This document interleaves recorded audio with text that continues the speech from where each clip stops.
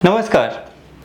Chanakya institute of education के online platform पे आप सभी का स्वागत है। मेरा नाम है अभय गुप्ता और पिछले कुछ दिनों से हम लोग हिस्ट्री एंड पॉलिटिकल साइंस की क्लासेस को डिस्कस कर रहे हैं। आपका पॉलिटिकल साइंस का पेपर बहुत अच्छा हुआ, बहुत सारे बच्चों का मुझे मैसेजेस आए, बहुत अच्छा हुआ उनका पेपर। तो अब आपका अगला पेपर है पॉलिटिकल साइंस का, जो कि 1 अप्रैल को है। उसी को ध्यान में रखकर हम लोगों ने रिवीजन सीरीज शुरू की है, जिसमें मैं क्वेश्चन आंसर यानी कि एमसीक्यू के माध्यम से पूरा चैप्टर आपके साथ डिस्कस करता हूं। मैंने अभी चैप्टर 1 डिस्कस किया, उससे पहले भी 3rd बुक के चारों चैप्टर डिस्कस किए हुए हैं, चैनल पे पड़े हुए हैं। और उसके बाद आज हम पिछली क्लास में मैंने आपके साथ 1st चैप्टर डिस्कस किया। आज मैं आपके साथ जो चैप्टर डिस्कस करने वाला हूं वो है चैप्टर नंबर 2। इस चैप्टर नंबर 2 के अंदर मैं और आप क्वेश्चन आंसर के माध्यम से चीजें समझने वाले हैं।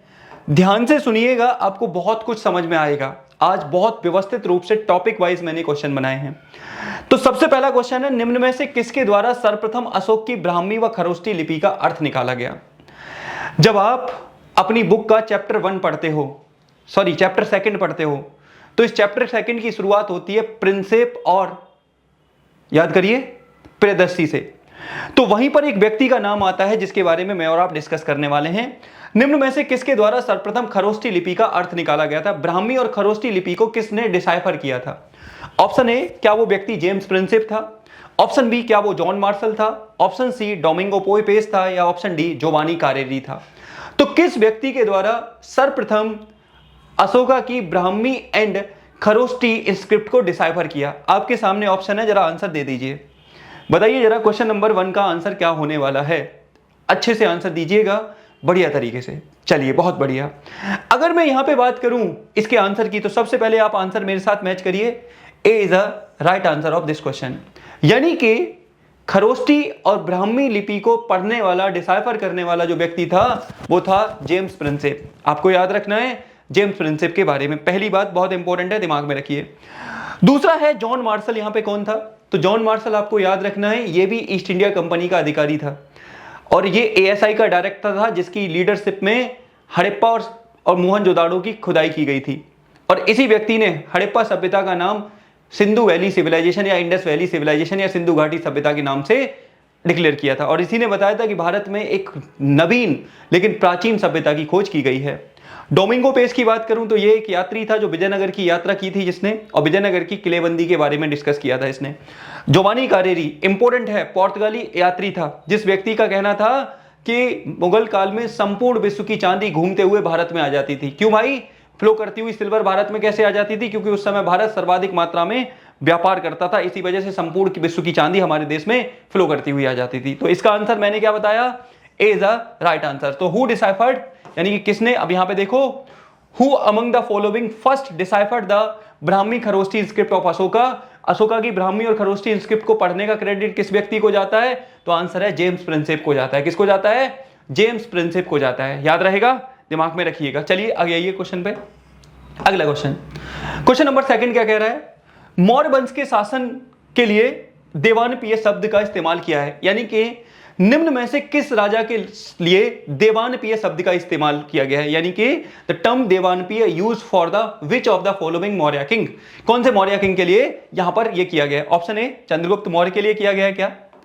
ऑप्शन बी, अशोक के लिए किया गया है क्या? ऑप्शन सी, बिंदुसार के लिए किया गया है क्या? या डी, समुद्रगुप्त के लिए किया गया है? जल्दी बताइए क्वेश्चन नंबर 2 का आंसर कि देवानपीय शब्द किसके लिए इस्तेमाल किया गया है। जल्दी आंसर दे दीजिए। क्वेश्चन नंबर 2 का आंसर क्या होने वाला है?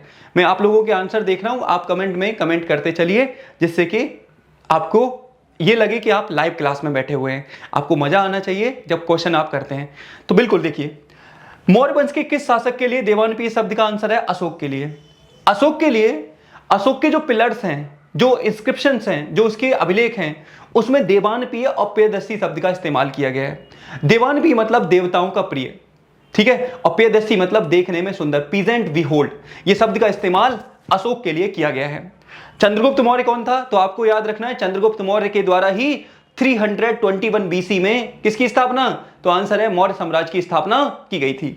बिंदुसार इनका रूलर था। अगला, चंद्रगुप्त के बाद अगला रूलर कौन बना? बिंदुसार। समुद्रगुप्त कौन था? ये गुप्त डायनेस्टी का रूलर था। याद रखिए, ये गुप्त डायनेस्टी का सर्वाधिक पावरफुल राजा था जिसके बारे में विंसेंट स्मिथ के द्वारा स्टेटमेंट दी गई। इसको कहा गया क्या? भारत का नेपोलियन। पिछली बार एक क्वेश्चन पूछा था कि निम्न में से किस शासक को भारत का नेपोलियन कहा जाता है, तो आंसर है समुद्रगुप्त को भारत का नेपोलियन कहा जाता है। और ये बात किसने बोली? विंसेंट स्मिथ ने। तो सबसे पहले देवानपीय या फिर प्रियदर्शी शब्द का इस्तेमाल किसके लिए किया जाता है? अशोक के द्वारा किया जाता है। और अशोक के द्वारा धम्म की शुरुआत की गई, अशोक के द्वारा ही धम्म की शुरुआत की गई। आपको याद रखना है इसके बारे में, ठीक है। तो क्वेश्चन नंबर सेकंड का आंसर क्या होगा? B is the right answer of this question. तो मैंने क्या कहा, किस मौर्य रूलर के लिए देवानपीय शब्द का इस्तेमाल होता था? Your answer is Ashoka. आगे आइए, अगला क्वेश्चन, निम्न में से कौन सा ग्रंथ 16 महाजनपद की जानकारी नहीं देता? यानी कि विच ऑफ द फॉलोइंग ग्रंथ बोलो या टेक्स्ट बोलो which is not provide information about the 16 Mahajanapada. कौन सा इनमें से 16 महाजनपद की जानकारी नहीं देता है? ऑप्शन ए, क्या वो अशोक बादान है? ऑप्शन बी, नलियारा दिव्य प्रबंधम है। सॉरी, निम्न में से कौन सा ग्रंथ 16 महाजनपदों की जानकारी देता है? यहां पर है कौन सा 16 महाजनपदों की जानकारी देता है? ऑप्शन ए, अशोक बादान है क्या? ऑप्शन बी, नलियारा दिव्य प्रबंधम है क्या? ऑप्शन सी, अंगुत्तर निकाय है क्या? और ऑप्शन डी, राजतरंगिणी है। तो जल्दी बता दीजिए कौन सा ग्रंथ 16 महाजनपदों की जानकारी देता है? बताइए जरा। क्वेश्चन नंबर किसका? क्वेश्चन नंबर थर्ड का आंसर क्या होगा कि निम्न में से कौन सा 16 महाजनपदों की जानकारी देता है? बताइए जरा क्या होगा क्वेश्चन नंबर थर्ड का आंसर, कहां से इंफॉर्मेशन मिलती है? एक एक करके ध्यान से सुनना, मैं आपको समझा रहा हूं। अगर मैं इसके आंसर की बात करूं तो इसका आंसर क्या हो जाएगा? अंगुत्तर निकाय। एक बहुत फेमस बौद्ध ग्रंथ है अंगुत्तर निकाय, और इसी अंगुत्तर निकाय में कहा गया है कि भारत के विभिन्न क्षेत्रों में 16 महाजनपदों का उदय हुआ था। तो अंगुत्तर निकाय इसका आंसर होगा। अशोक बादान भी एक बौद्ध ग्रंथ है जिसमें यह बताया गया था कि अशोका के द्वारा देश भर में 84,000 स्तूपों की स्थापना की गई थी या स्तूप बनाया गया था। आपको पता होना चाहिए स्तूप बौद्ध धर्म में मृत्यु का प्रतीक है, गौतम बुद्ध के महापरिनिर्वाण का प्रतीक है। नलियारा दिव्य प्रबंधम ये क्या है? आप बताइए। ये अलवार ग्रंथ है। अलवार और नैनार आपने पढ़ा होगा। अलवार कौन थे? भगवान विष्णु के समर्थक। नैनार कौन थे? भगवान शिव के समर्थक। तो अलवार के संतों के द्वारा लिखा गया ग्रंथ का नाम क्या है? नलियारा दिव्य प्रबंधम। ये बात दिमाग में रखिए। और राजतरंगिणी क्या है? इसको लिखने का काम किया था कल्लड़ ने। और राजतरंगिणी हमें कश्मीर के इतिहास के बारे में जानकारी देती है, कश्मीर की हिस्ट्री प्रोवाइड कराती है। तो मैंने कहा कि कौन सा ग्रंथ हमें 16 महाजनपद की इंफॉर्मेशन देता है? और आंसर इज अंगुत्तर निकाय। क्वेश्चन नंबर थर्ड का आंसर क्या हो जाएगा? अंगुत्तर निकाय is a what text which is provide information about 16 Mahajanapada. आपको पता होना चाहिए 16 महाजनपदों में से 15 महाजनपद उत्तर भारत में थे। एकमात्र महाजनपद था जो दक्षिण भारत में था जिसका नाम था अस्मक, गोदावरी रिवर के किनारे कर्नाटका वाले क्षेत्र में मौजूद था। और इसकी कैपिटल क्या होती थी? पोर्टली इसकी कैपिटल हुआ करती थी। याद रहेगा। तो क्वेश्चन नंबर थर्ड का आंसर क्या हो जाएगा? C is the right answer of this question. आगे आइए, इंग्लिश में देख लीजिए। Which of the following text gives information about the 16 Mahajanapada? Your answer is Anguttara निकाया। ये क्या था? What text हुआ करता था। अगले क्वेश्चन पे आओ। अगला क्वेश्चन देखो। क्वेश्चन नंबर फोर्थ क्या कह रहा है? क्वेश्चन बड़ा है, मैं पढ़ने के बाद हट जाऊंगा। निम्नलिखित में से कौन सी विशेषता महाजनपदों की नहीं है? जो बच्चे इंग्लिश में दे रहे हैं पहले एक बार ये आप, मैं साइड हो रहा हूं, स्क्रीनशॉट ले सकते हो और पढ़ के मेरे को आंसर दे देना, ठीक है? देख लो एक बार। चलो मैं साइड हो गया। अब देखो इधर आओ जरा। निम्न में से कौन सी विशेषता महाजनपदों की नहीं है? ऑप्शन ए, सभी महाजनपदों का शासन वंशानुगत होता था। That means the rule of the Mahajanapada was hereditary. Hereditary मतलब वंशानुगत था। अस्मक एकमात्र महाजनपद था जो दक्षिण भारत में था। अभी मैंने बोला प्रत्येक महाजनपद की राजधानी थी जो प्रशासनिक क्रियाकलाप का केंद्र होती थी, यानी कि प्रत्येक महाजनपद की अपनी कैपिटल थी which is famous for the administrative activity. Third, कुछ महाजनपदों का शासन लोगों का समूह करता था जिसे ओलिगार्की कहा जाता था। कुछ महाजनपद ऐसे थे जहां पर ग्रुप लोगों का शासन करता था, जैसे बज्जी था, बज्जी पे लोगों का शासन होता था। तो उस शासन को, लोगों के ग्रुप के शासन को ओलिगार्की कहते थे। आपको बताना है इनमें से कौन सी स्टेटमेंट, कौन सी विशेषता महाजनपदों की नहीं है? जल्दी बता दीजिए। क्वेश्चन नंबर फोर्थ का आंसर क्या होगा? इनमें से कौन सी विशेषता महाजनपदों की नहीं है? ध्यान से पढ़ोगे तो आप आंसर दे चुके होंगे। अब जरा ध्यान से देखो, सभी महाजनपदों का शासन वंशानुगत होता था? जी नहीं। दो गणराज्य भी थे, एक बज्जी था, एक शाक्य गणराज्य था। ये दो गणराज्य थे। और गणराज्य का, रिपब्लिक का मतलब क्या होता है? जहां पर जो हेड ऑफ द स्टेट होता है वो टाइम टू टाइम चेंज होता रहता है। तो इसका मतलब सभी महाजनपदों का शासन वंशानुगत नहीं होता था। इसका आंसर यही हो जाएगा। बाकी दोनों तीनों स्टेटमेंट, असमक एकमात्र महाजनपद था जो साउथ में था, बिल्कुल सही बात है, अभी मैंने बताया। प्रत्येक महाजनपद की अपनी फोर्टिफाइड कैपिटल होती थी। और लास्ट में मैंने बताया कुछ महाजनपदों का शासन लोगों का ग्रुप ऑफ पीपल करते थे जिसको ओलिगार्की कहा जाता था। बिल्कुल सही बात है। तो आंसर क्या होगा क्वेश्चन नंबर 4 का answer, the rule of the all the mahajanapada was hereditary. जी नहीं, हेरिडेटरी नहीं होता था, कुछ रिपब्लिक भी थे, बता चुका हूं। अगला क्वेश्चन, क्वेश्चन नंबर 5 पे आइए। क्वेश्चन नंबर 5 क्या कह रहा है, निम्न में से किन कारणों के चलते मगध सर्वाधिक शक्तिशाली बनकर उभरा, यानी कि why the Magadha was become most powerful state. 16 महाजनपदों में मगधा सबसे पावरफुल कैसे बना, ऐसा क्या था मगधा के पास जो पावरफुल बना। ऐसे ही कोई पावरफुल नहीं बन जाता, कुछ ना कुछ विशेषताएं उसके पास होती हैं। ऐसे ही कुछ विशेषताएं मगधा के पास थी जिनके बारे में मैं और आप डिस्कस करने वाले हैं कि आखिर मगधा इतना पावरफुल बनकर इमर्ज क्यों हुआ। तो देखिए जरा मगधा के पास क्या था। पहला बोल रहा है पावरफुल होने के पीछे रीजन, पहला बता रहा है यह गंगा यमुना दोआब वाले क्षेत्र में मौजूद था, यानी कि Magadha was situated between Ganga and Yamuna Doab region. Doab मतलब दो नदियों के बीच का उपजाऊ क्षेत्र जिसको दोआब कहा जाता है। दूसरा, इसकी किलेबंद राजधानी थी जिसे जीत पाना मुश्किल था। ये कह रहे हैं सेकंड स्टेटमेंट कि मगध की फोर्टिफाइड कैपिटल थी। याद करिए शुरुआती कैपिटल राजगृह और बाद में पाटलिपुत्रा जो फोर्टिफाइड थी जिसको जीत पाना बहुत मुश्किल था। सेकंड थिंग, थर्ड, इस क्षेत्र में लोहे की खानें तथा घने वन मौजूद थे। इस क्षेत्र में लोहे की खानें, लोहे की खानों से फायदा क्या था, वेपन्स बनाने के लिए लोहा मिल जाता है। वन बहुत ज्यादा थे, घने वन थे, वन से फायदा क्या था, वनों से आसानी से हाथी मिल जाते थे जिसका यूज सेना में किया जाता था। चौथा, नदी मार्गों से व्यापार आसानी से हो जाता था, यानी कि नदी मार्गों से व्यापार आसानी से हो जाता था। और एक और पांचवा, इसके पावरफुल रूलर जैसे अजातशत्रु, बिंदुसार, महापद्म नंद, इन सब राजाओं ने मिलकर मगधा को सबसे पावरफुल बनाने का काम किया था। तो आंसर है निम्न में से किन कारणों के चलते महाजनपद पावरफुल बना, तो ये सारे कारण हैं। एक भी स्टेटमेंट इसमें से गलत नहीं है। ये मैंने सिर्फ पढ़ाने के लिए आपको बताई थी कि वाय महाजनपदा या वाय कौन सा महाजनपद, याद करिए। तो मगधा पावरफुल बनकर इमर्ज हुआ। मैंने सारे कारण आपको बता दिए हैं मगधा के पावरफुल होने के रीजन। क्या थे region, it was located between Ganga Yamuna Doab region, बिल्कुल। इसकी फोर्टिफाइड कैपिटल थी, आयरन माइंस और फॉरेस्ट अवेलेबल थे और ट्रेड आसानी से हो जाता था। इन सारे रीजन की वजह से ये पावरफुल बनकर इमर्ज हुआ। कौन, मगधा। याद रहेगा मगधा की कैपिटल क्या थी शुरुआत में, राजगृह, बाद में इसकी कैपिटल क्या हुई, पाटलिपुत्रा, दिमाग में रखिएगा। अगले क्वेश्चन पे आइए, क्वेश्चन नंबर 6। जरा बताइए क्वेश्चन नंबर 6 का आंसर क्या होगा, जल्दी से क्वेश्चन नंबर 6 का आंसर, चलिए बताइए जरा क्वेश्चन नंबर 6 का आंसर क्या होगा। क्वेश्चन नंबर 6, निम्न में से किस शासक के द्वारा मौर्य वंश की स्थापना की गई। आपसे पूछा है निम्न में से किस शासक के द्वारा मौर्य वंश की स्थापना की गई। बहुत हलवा सा क्वेश्चन है, बड़ा आसान सा, जिसका आंसर आप आसानी से मुझे दे दोगे। ऑप्शन ए चंद्रगुप्त मौर्य था क्या, ऑप्शन बी अशोक था, ऑप्शन सी बिंदुसार था, ऑप्शन डी समुद्रगुप्त था।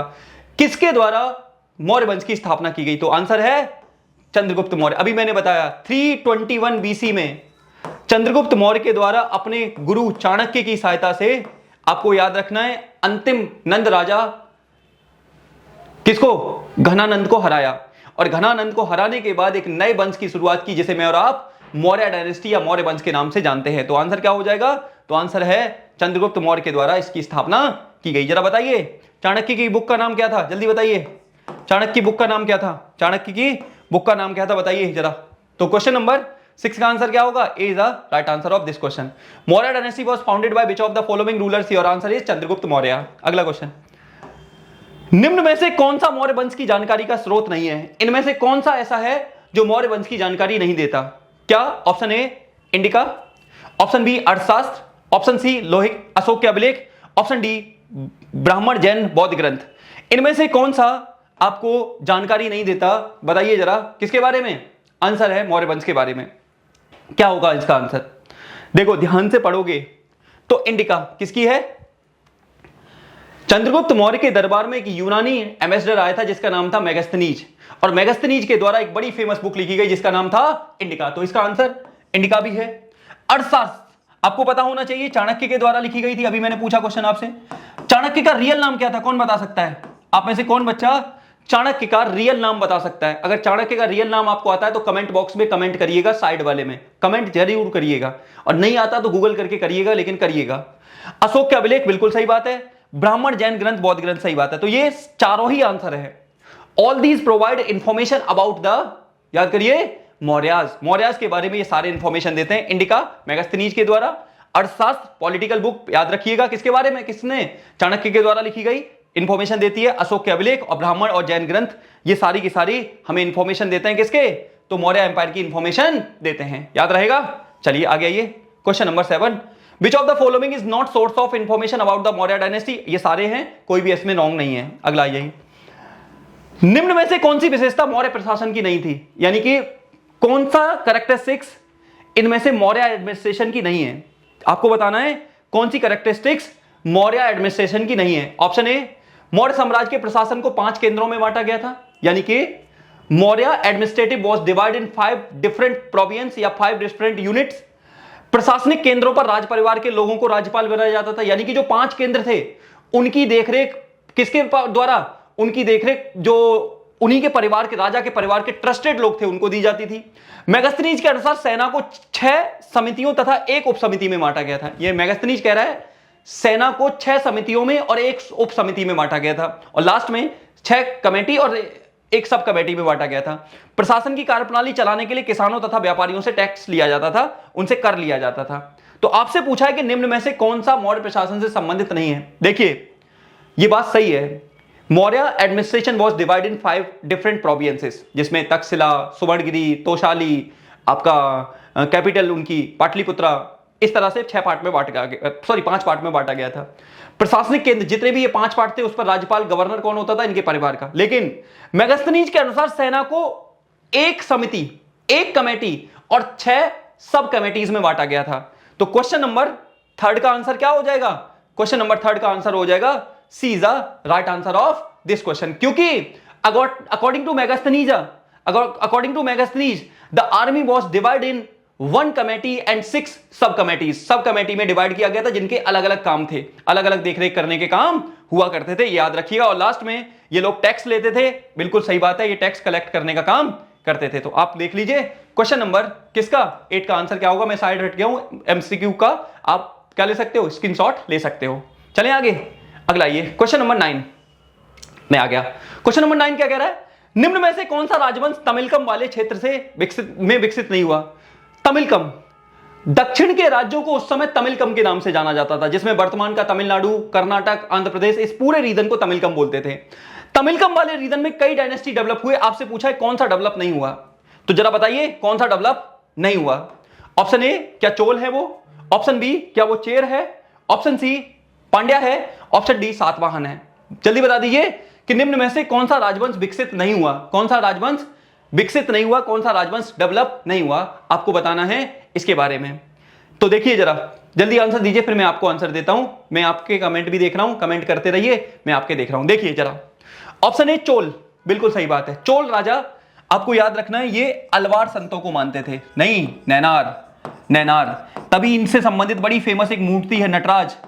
कुछ दिन पहले याद है भारत मंडपम, कहां पर भारत मंडपम कहां है पहले तो बताओ, दिल्ली में कहां है, प्रगति मैदान में बड़ी सी नटराज की मूर्ति, वो चोल राजाओं से ही संबंधित है, याद रहेगा, चोल राजाओं से ही संबंधित है। इसके अलावा याद करिए जब नई पार्लियामेंट बनी थी तो एक संगोल राजदंड दिया गया था, वो भी इन्हीं से संबंधित था, तमिलनाडु से।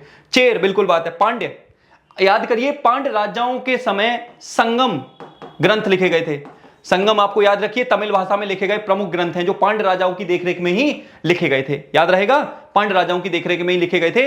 और इसका आंसर होगा सातवाहन, क्योंकि सातवाहनों का डेवलपमेंट आपको याद रखना है तमिलकम वाले क्षेत्र से नहीं हुआ, इनका डेवलपमेंट इंडिया के सेंटर वेस्ट पार्ट में हुआ था, मध्य पश्चिम वाले क्षेत्र में हुआ था सातवाहन राजा। और सातवाहन राजा किस लिए जाने जाते हैं, ब्राह्मणों की बनाई हुई किसी भी परंपरा को ये नहीं मानते थे, याद रखिएगा सातवाहन राजाओं के बारे में, याद रहेगा। तो क्वेश्चन नंबर 9 का आंसर क्या होगा, D is the right answer of, याद रखिए इसका। आप में से कौन बच्चा मुझे बता सकता है कि सातवाहन डायनेस्टी का फाउंडर कौन था, who was the founder of Satavahana dynasty. Again इसका भी आंसर कमेंट बॉक्स में कमेंट करके लिखिएगा, मैं देखूंगा कौन कौन बच्चा मेरी बात मानता है। याद रखिएगा टीचर की बात मानना एक अच्छा अनुशासन होता है, तो मैं जानूंगा सातवाहन डायनेस्टी के बारे में भी आप बताएं मुझे। अगले क्वेश्चन पे आइए, Which of the following dynasty did not develop in the Tamilkam region? Your answer is Satavahana. कहां डेवलप हुए थे, centre west part of the India. आगे आइए क्वेश्चन नंबर 10, निम्न में से किस राजवंश ने अपने आप को दैविक राजा के रूप में दिखाया? आपको पता होना चाहिए, प्राचीन भारत में शासक अपने आप को जनता के बीच में सर्वश्रेष्ठ दिखाने के लिए बताते थे कि वी आर डिवाइन, हम लोग दैविक हैं, हमारी उत्पत्ति देवताओं से हुई है। तो सर्वप्रथम इस आइडिया को किसने अडॉप्ट किया था? ऑप्शन ए शक रूलर्स ने, ऑप्शन बी कुषाण रूलर्स ने, ऑप्शन सी सातवाहन ने, या डी इनमें से कोई नहीं। जल्दी बता दीजिए किन राजाओं ने अपने नाम के आगे क्या अपने आप को डिवाइन या दैविक घोषित किया था? क्वेश्चन नंबर 10 का आंसर देखता हूं कौन कौन दे रहा है, मैं एक बार आंसर चेक कर रहा हूं। जल्दी बताइए क्या होगा इसका आंसर। बिल्कुल, बहुत बढ़िया, your answer is Kushan. Kushan शासकों ने, याद रखिए, चीन के राजाओं की स्वर्गपुत्र उपाधि से प्रभावित होकर देवपुत्र का टाइटल लिया। और कुषाण राजा आपके देश में किस लिए जाने जाते हैं? सोने के सिक्के। सर्वप्रथम सोने के सिक्के इन्हीं के द्वारा चलाए गए थे। इसके अलावा रेशम मार्ग, रेशम मार्ग समझते हो, जो सिल्क रूट था चाइना का, जो चाइना से यूनान तक जाता था, रोम तक जाता था, उसको कंट्रोल करने का काम भी किया था। और इनका सबसे पावरफुल राजा क्या था? कनिष्क। क्या था? कनिष्क इनका सबसे पावरफुल राजा था। याद रखिएगा किसके बारे में? तो आंसर है कुषाण रूलर्स के बारे में। तो सबसे पहले डिवाइन थ्योरी किसने अडॉप्ट की? Your answer is Kushan rulers ने डिवाइन थ्योरी अडॉप्ट की, जिसका मतलब क्या था? यह माना जाता था कि इनकी उत्पत्ति ईश्वर से हुई है, इन्हें ईश्वर ने रूल करने के लिए भेजा है, इसी वजह से इनके आदेशों का कोई दुरुपयोग या अनुपालन करने से मना नहीं कर सकता था। तो याद रखिएगा डिवाइन थ्योरी किसने दी? कुषाण रूलर्स ने। आगे आइए, which of the following dynasty portrait the itself divine king? Your answer is Kushana. बता दिया, सोने के सिक्के सब कुछ बता दिया मैंने। आगे आइए, निम्न में से किसके द्वारा प्रयाग प्रशस्ति की रचना की गई? This is very very important. Prayag प्रशस्ति की रचना निम्न में से किसने की थी? ऑप्शन ए कालिदास ने, ऑप्शन बी कल्लण ने, ऑप्शन सी हरिसेन ने, और ऑप्शन डी चाणक्य ने। जरा बताइए इनमें से किसके द्वारा प्रयाग प्रशस्ति की रचना की गई? जल्दी आंसर दीजिए क्या होगा प्रयाग प्रशस्ति की रचना, फिर मैं इनके बारे में बताता हूं। जरा बता दीजिए क्या होगा इसका आंसर। बहुत बढ़िया, very very good, very good, very good. अब देखिए प्रयाग प्रशस्ति की रचना किसके द्वारा की गई? हरिसेन ने। समुद्रगुप्त के दरबारी कवि हुआ करते थे हरिसेन, और हरिसेन के द्वारा संस्कृत भाषा में प्रयाग प्रशस्ति की रचना की गई, जिसमें समुद्रगुप्त का विवरण मिलता है। गुप्त रूलर समुद्रगुप्त का डिटेल इंफॉर्मेशन मिलता है। और समुद्रगुप्त को विंसेंट स्मिथ नामक एक ब्रिटिश हिस्टोरियन ने क्या बोला? भारत का नेपोलियन कहा था। भारत का नेपोलियन किसे बोला जाता है? समुद्रगुप्त को बोला जाता है। अब यहां पर आइए, कल्लण, कल्लण के द्वारा क्या लिखी गई? राजतरंगिणी, जिससे किसका पता लगता है? कश्मीर के इतिहास का पता लगता है। चाणक्य के द्वारा क्या लिखी? अर्थशास्त्र। और इनके बारे में कौन नहीं जानता है? महाकवि कालिदास। कालिदास आपको पता होना चाहिए, इनकी मेघदूतम, मेघदूत, ऐसी बहुत सारी रचनाएं हैं। एक रचना है इनकी कुमार संभवम, और एकमात्र रचना है जो पूरी नहीं हुई है, कंप्लीट नहीं है। कुमार संभवम में बेसिकली दिखाया गया था कि किस तरह से भगवान शिव और पार्वती का जब आपस में उनकी शादी होती है, सब कुछ होता है, उनका पुत्र जब पैदा होता है कार्तिकेय, उसके बारे में डिटेल है। तो कालिदास भगोलेनाथ यानी कि भगवान शिव और माता पार्वती का जो शयन कक्ष था, जिसको मैं और आप आज की भाषा में बेडरूम बोल देते हैं, उनके बारे में भी वर्णन देना चाह रहे थे। तभी भगवान शिव बोलते हैं कि कौन मूर्ख है जो बेडरूम का डिटेल इंफॉर्मेशन देने की कोशिश कर रहा है। तो सरस्वती ने बताया कि ये विश्व का सबसे प्रख्यात कवि कालिदास है। तो भोलेनाथ गुस्से में आके बोलते हैं चाहे कितना भी विख्यात कवि क्यों ना हो, माता पिता के बेडरूम का वर्णन नहीं कर सकता, माता पिता के शयन कक्ष का वर्णन नहीं कर सकता। और उसके बाद क्या हुआ? इनकी बोलने वाली जो क्षमता थी, लिखने वाली क्षमता थी, वो लुप्त हो गई थी। इसी वजह से कुमार संभवम जो ग्रंथ है इनका, जो नाटक है इनका, वो पूरा नहीं हो पाया। लेकिन आजकल हमारे देश में ऐसे ऐसे शो चल रहे हैं। कुछ दिन पहले एक शो आपको पता होगा, इंडियाज गॉट लेटेंट करके शो था, जहां पर मदर फादर को लेकर क्या टिप्पणियां की गई थी, जहां पर मदर फादर के बारे में कौन कौन सी टिप्पणियां की गई थी। सोचो हम किस हद तक आ चुके हैं कि इंटरटेनमेंट के नाम पर ऐसी चीजें देख परोस रहे हैं। ये तो हमारा ईश्वर भी हमें अलाउ नहीं करता, लेकिन ऐसा देखने को मिल रहा है। तो बच्चों मैं आपसे ये बताना चाहता हूं कि इंटरटेनमेंट के नाम पर इतना हम नहीं गिर सकते जहां हम अपनी मर्यादा ही भूल जाएं। हमें ईश्वर ने मर्यादा में रहने का आदेश दिया है। ईश्वर हमें सिखाता है कि हमारी लिमिटेशंस क्या हैं, लेकिन हम आज सब लिमिटेशंस भूल चुके हैं। तो इस पर थोड़ा ध्यान देने की मुझे और आपको जरूरत है। आई थिंक मेरी ये बात आपको समझ में आई होगी जो मैं समझाना चाहता हूं। तो निम्न में से किसके द्वारा प्रयाग प्रशस्ति की रचना की गई? तो आंसर है हरिसेन के द्वारा की गई। याद रहेगा, हरिसेन के द्वारा की गई। आगे आइए, क्वेश्चन नंबर 12 पे आइए, थोड़ा सा और बचा हुआ है। Prayag Prashasti was written by whom among the following? Your answer is Harisena. अगर पूछे कि प्रयाग प्रशस्ति में किस राजा का वर्णन किया गया, तब आंसर क्या होगा? तब आंसर होगा समुद्रगुप्त, जिसे भारत का नेपोलियन कहा जाता है। याद रहेगा? जरा बताइए क्वेश्चन नंबर कौन सा? 11। क्वेश्चन नंबर 11 का आंसर क्या होगा? आंसर है B is the right answer of this question. अगला आइए, निम्न में से किस गुप्त वंश के शासक को भारत का नेपोलियन कहा जाता है? अब ये तो आपके लिए हलवा क्वेश्चन है। मल्टीपल टाइम मैंने बता दिया कि which of the following Indian ruler is known as Napoleon of India. किस नेपोलियन कहा जाता है? तो बताइए जरा, किसको कहा जाता है? तो आंसर है समुद्रगुप्त को कहा जाता है। आंसर है समुद्रगुप्त को कहा जाता है। क्या? भारत का नेपोलियन। क्यों कहा जाता है? क्योंकि इसने एक भी युद्ध नहीं हारा था और इसी के कवि हरिसेन ने प्रयाग प्रशस्ति की रचना की। तो श्रीगुप्त कौन सा? गुप्त वंश का founder. The founder of Gupta dynasty was Shrigupta. Kumaragupta कौन था? याद करिए, दुनिया की सबसे पहली university Nalanda. Nalanda, pride of Bihar, identity of Bihar, identity of India. Nalanda की स्थापना करने का क्रेडिट किसको जाता है? कुमारगुप्त को। याद करिए, कुमारगुप्त को। तो धर्मपाल कौन था? याद करिए, बिहार में एक और यूनिवर्सिटी है, पाल वंश का शासक धर्मपाल। विक्रमशिला यूनिवर्सिटी को फाउंड करने का काम, विक्रमशिला यूनिवर्सिटी को शुरू करने का क्रेडिट किसको जाता है? धर्मपाल को जाता है। यह जरूर याद रखिएगा। Who was the founder of Nalanda university? Nalanda का कौन? याद करिए, तो नालंदा की फाउंडर कौन था? कुमारगुप्त। तो इसका आंसर क्या होगा? भारत का नेपोलियन किसे कहा जाता है? समुद्रगुप्त को भारत का नेपोलियन कहा जाता है। गुप्त डायनेस्टी का founder Shrigupta, Nalanda university Kumaragupta, Dharmapala Vikramashila university. इतनी बातें आपको मेरी याद रखनी है, याद रखिएगा। देखिए, जब मैं और आप पढ़ते हैं ना, तो बेसिक नॉलेज बाकी क्वेश्चंस की आंसर्स की भी होनी चाहिए। आगे आइए, तो the ruler of which of the following Gupta dynasty called Napoleon of India? Your answer is Samudragupta. किसने बोला? विंसेंट स्मिथ नाम के व्यक्ति ने बोला था, जो एक ब्रिटिश वो था। आगे आइए, क्वेश्चन नंबर 13। निम्न में से कौन सा कथन गलत है? Which of the following is statement is wrong? कौन सी स्टेटमेंट रॉन्ग है?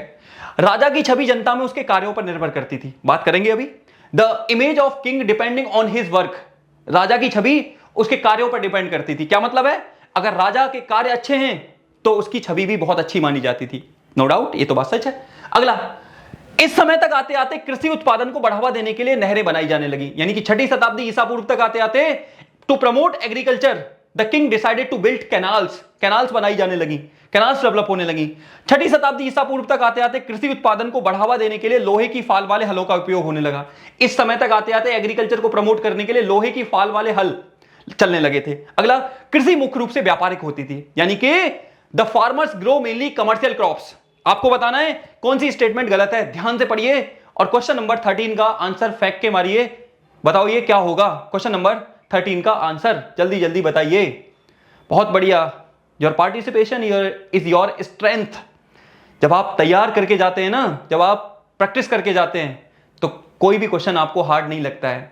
तभी आपने देखा होगा कि किसी भी सैनिक को जब भर्ती किया जाता है तो वो पहले 1 से 1.5 साल की ट्रेनिंग लेता है, डायरेक्ट नहीं भेजा जाता। सेम ऐसे ही एग्जाम से पहले अपने आप को परखना, अपने आप को जांचना जरूरी है। इससे बढ़िया तरीका नहीं हो सकता। तो आंसर है कृषि मुख्य रूप से व्यापारिक होती थी। जी नहीं, farmers mainly grow crops which is use for the self consumption. Farmers मुख्य रूप से उन फसलों को उगाते थे, स्टेपल क्रॉप्स को उगाते थे जो खाद्य के लिए इस्तेमाल की जाती थी। याद रहेगा? तो क्वेश्चन नंबर 3 का आंसर क्या है? D is the right answer of question number 13। 13 याद रहेगा? तो देख लीजिए, आप यहां पर इंग्लिश में पढ़ लीजिए। विच of the following statement is incorrect? Image of the king, मैंने बताया राजा की इमेज। फिर मैंने बताया कैनाल बनाई जाने लगी, लोहे का यूज होने लगा। एग्रीकल्चर वॉज मेनली कमर्शियल, जी नहीं, मेनली स्टेपल। ठीक है, आइए क्वेश्चन नंबर 14। कौन सा मिलान सही नहीं है? कौन सा मिलान इनमें से सही नहीं है? ऑप्शन ए, बेल्लालर बोल रहा है बड़े भूस्वामी। सी, अणिमई कृषिदास। अग्रहार, ब्राह्मणों को दान में दी जाने वाली भूमि। डी, प्रभावती गुप्त का जो संबंध है वो मौर्य शासक से है, यानी कि मौर्य शासक से संबंधित है। कौन सा स्टेटमेंट इसमें से रॉन्ग है? कौन सा स्टेटमेंट गलत है? बड़ी आसानी से पहचान लिया होगा कौन सा स्टेटमेंट यहां पर गलत है, जल्दी बता दीजिए। देखिए, बिल्कुल, बहुत बढ़िया। बेल्लालर बड़े भूस्वामी, साउथ में बड़े बड़े भूस्वामी जिनके पास लैंड बहुत ज्यादा होती थी उन्हें बेल्लालर कहा जाता था। अणिमई, जिनके पास लैंड नहीं थी लेकिन एग्रीकल्चर पर वो दास के रूप में काम करते थे, अणिमई, सही बात है। अग्रहार, ब्राह्मणों को दान में दी जाने वाली भूमि को अग्रहार कहा जाता था, जो टैक्स फ्री होती थी, इस भूमि को अग्रहार कहते थे। प्रभावती गुप्त, जी गलत है। प्रभावती गुप्त का संबंध गुप्त डायनेस्टी से था। ये चंद्रगुप्त सेकंड की क्या थी, बेटी थी, और इसकी शादी बकाटक राजा रुद्रसेन के साथ हुई थी। यानी कि इसका संबंध दो राजवंशों से है, एक गुप्त डायनेस्टी और एक बकाटक डायनेस्टी। तो यहां पर मौर्य दे रखा है, यही इसका आंसर हो जाएगा। यानी कि क्वेश्चन नंबर 14 का आंसर इज प्रभावती गुप्त मींस मौर्य शासन नहीं, क्या होना चाहिए, गुप्त डायनेस्टी होना चाहिए या बकाटक डायनेस्टी होना चाहिए, याद रखिएगा। तो बाकी चीजें सही हैं। बेलालर कौन थे, लार्ज लैंड ओनर्स। अणिमे कौन थे, agriculture slaves. Agrahara land donate to the Brahmans, याद रखिएगा। और लास्ट में मैंने बता दिया। क्वेश्चन नंबर 15 पे आइए, कौन सा मिलान सही नहीं है, इनमें से कौन सा जो मिलान है वो सही नहीं है। Option A, Mathura was famous for the political and economic activity, यानी कि मथुरा पॉलिटिकल और इकोनॉमिक एक्टिविटी के लिए जाना जाता था। श्रेणी, शिल्पकारों की संस्था, it was the organisation of, बताइए, ऑर्गेनाइजेशन ऑफ क्राफ्ट पर्सन जो होते थे उनका ऑर्गेनाइजेशन। लंबी दूरी का समुद्री व्यापार बहुत ज्यादा लाभकारी और बहुत ज्यादा खतरनाक होता था। और डी, मंदसौर अभिलेख से लोहारों की जानकारी मिलती है।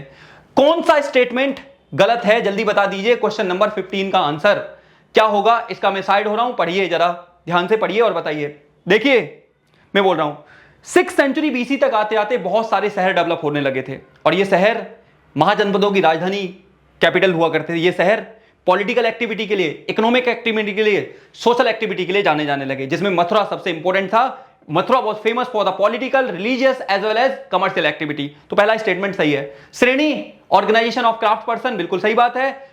श्रेणी शिल्पकारों की संस्था होती थी जो मार्केट की एक्टिविटी डिसाइड करती थी। लंबी दूरी का समुद्री व्यापार बहुत ज्यादा लाभकारी और खतरनाक माना जाता था, जिसमें चेट्टी, सतमन ऐसे बहुत सारे व्यापारी लगे होते थे। मंदसौर अभिलेख, यही गलत है। मंदसौर अभिलेख कहां से मिला है, मध्य प्रदेश के मंदसौर से। इसमें लोहारों की जानकारी नहीं मिलती भाई। मंदसौर अभिलेख which is provide information about the weavers, बुनकर कपड़ा बुनने वाले लोगों की इंफॉर्मेशन मंदसौर अभिलेख से मिलती थी। तो क्वेश्चन नंबर 15 का आंसर क्या है, answer is D is the right answer of question number 15। Mandsaur अभिलेख which is provide information about, बोलो, अबाउट, आंसर है वीवर्स की इंफॉर्मेशन मिलती थी, जो गुजरात के लाट से मंदसौर में आ गए थे। कौन सा मिलान सही नहीं है, बताइए जरा, इनमें से कौन सा मिलान सही नहीं है। ऑप्शंस आपके सामने हैं। Option A, punch mark coin Maurya rulers ने चलाए थे। राजा के नाम व फोटो वाले सिक्के हिंद यूनानी यानी कि इंडो ग्रीक रूलर्स ने चलाए थे। सोने के सिक्के कुषाण रूलर्स ने चलाए थे। योद्धे सिक्के गुप्त रूलर्स ने चलाए थे। जरा बता दीजिए कौन सी स्टेटमेंट इसमें से सही नहीं है, कौन सी स्टेटमेंट का मिलान इसमें से सही नहीं है। क्वेश्चन नंबर 16 का आंसर दे दीजिए। विच of the following statement is incorrect, बताइए। पंचमार्क कौन कह रहा है, मौर्य रूलर्स। राजा की इमेज और उसके नाम वाले सिक्के कह रहा है इंडो ग्रीक, हिंद यूनानी। सोने के सिक्के कुषाण रूलर्स। योद्धे कौन, गुप्त रूलर्स। कौन सी स्टेटमेंट गलत है, जल्दी बता दीजिए। चलिए बताइए, बहुत बढ़िया, ग्रेट आंसर दीजिए। क्वेश्चन नंबर 16 का आंसर है डी। योद्धे सिक्के चलाने का क्रेडिट ट्राइबल रूलर्स को जाता है। आदिवासी किसको, रूलर्स को जाता है, आदिवासी शासकों को जाता है। योद्धे सिक्के गुप्त रूलर्स ने नहीं चलाए थे। गुप्त रूलर्स ने, आपको याद रखना है, क्या चलाए थे, गुप्त रूलर्स ने भव्य सोने के स्पेक्चुलर गोल्ड कॉइन्स चलाए थे। इन्हीं के समय दिनार नाम का सिक्का चलाया गया था, याद रखिएगा, इंपॉर्टेंट है। गुप्त रूलर्स, जरा बताइए फाउंडर कौन था इसका, गुप्ता डायनेस्टी का, अभी मैंने बताया श्रीगुप्त। याद करिए, नालंदा विश्व यूनिवर्सिटी का फाउंडर कौन था, कुमारगुप्त, याद करिएगा, याद रखना है। तो क्वेश्चन नंबर 16 का आंसर क्या है, D is the right answer of this question, यानी कि गुप्त शासक। अगला, which of the following matching is not correct, your answer है योद्धे कॉइन्स, गुप्ता रूलर्स, जी नहीं, tribal rulers. Gupta rulers spectacular gold coins यानी कि भव्य सोने के सिक्के इन्होंने चलाए थे। आगे आइए, निम्न में से किस सागर को एरिथ्रियन सी के नाम से या एरिथ्रियन सागर के नाम से जाना जाता है। Which of the following sea is known as Erythraean sea, कौन से सी को एरिथ्रियन सी के नाम से जाना जाता है। ऑप्शन ए काला सागर, ऑप्शन बी भूमध्य सागर, ऑप्शन सी लाल सागर, ऑप्शन डी इनमें से कोई नहीं। हिंदी में ब्लैक, इंग्लिश में ब्लैक सी, मेडिटेरियन सी, रेड सी, या इनमें से कोई नहीं। जरा बता दीजिए किसके द्वारा किसको एरिथ्रियन सी के नाम से जाना जाता है। क्वेश्चन थोड़ा हार्ड है आपके लिए, बताइए जरा, लेकिन मुझे लगता है हार्ड नहीं है, पढ़ाया होगा, मैंने पढ़ाया आपको, बहुत सारे बच्चों को जो इसमें लाइव हैं। तो क्या होगा इसका आंसर, निम्न में से किस सागर को एरिथ्रियन सी के नाम से जाना जाता है। और answer is red sea. Red sea is known as Erythraean sea. एक बड़ी फेमस बुक है Periplus of Erythraean sea, Periplus of Erythraean sea, जिसका राइटर आज तक नहीं पता है। उसी बुक में एरिथ्रियन सी का जिक्र हुआ है, जिसे लाल सागर के नाम से जाना जाता है। तो red sea is also known as Erythraean sea. आसान सा आंसर है, आगे आ जाइए। क्वेश्चन नंबर 17 मैंने बता दिया आपको, रेड सी। अगला क्वेश्चन, निम्न में से किस लिपि को अन्य सभी लिपियों की जननी कहा जाता है? Which of the following inscript is known as mother inscript of all other inscript? यानी कि इनमें से कौन सी इंस्क्रिप्ट, कौन सी लिपि अन्य सभी लिपियों की जननी लिपि कहा जाता है, मातृ लिपि कहा जाता है? Option A Kharosthi, option B Gurmukhi, option C Brahmi, या ऑप्शन डी रोमन। जरा बताइए किस लिपि को मदर लिपि कहा जाता है? गुरुमुखी लिपि में क्या लिखी जाती है? पंजाबी जो भाषा है वो गुरुमुखी लिपि में लिखी जाती है, पता है आपको। इंग्लिश है वो किस में लिखी जाती है? ये आपको पता है, रोमन में लिखी जाती है। ब्राह्मी लिपि को अन्य सभी लिपियों की मदर लिपि कहा जाता है। और ब्राह्मी और खरोष्टी लिपि को का अर्थ निकालने का काम किसने किया था? 1836 में जेम्स प्रिंसेप नाम के व्यक्ति ने अर्थ निकाला था, जिसमें जगह जगह प्रियदर्शी शब्द का इस्तेमाल और देवान प्रियदर्शी का इस्तेमाल अशोक के लिए किया गया था। तो क्वेश्चन नंबर 18 का answer is D is the right answer of this question. D is the right answer of this question. अगला आइए, क्वेश्चन नंबर 19 मैंने बता दिया आपको, ये वाला। अगला, अशोक के द्वारा महामानता अधिकारियों की नियुक्ति निम्न में से किन कारणों की चलती की गई थी? अशोक ने अपने प्रशासन को मजबूत बनाने के लिए, स्ट्रांग बनाने के लिए कुछ अधिकारियों की नियुक्ति की गई थी, जिन्हें महामानता कहते थे। उनका मेन मोटो क्या था? कृषि की देखरेख करने के लिए, to take care of agriculture, सेना के लिए, आर्मी के लिए बनाया गया था, धम्म के विचार को फैलाने के लिए, या इनमें से कोई नहीं? बताइए जरा, धम्म महामानता नाम के अधिकारियों की अपॉइंटमेंट क्यों की गई थी अशोक के द्वारा? आपको पता होना चाहिए।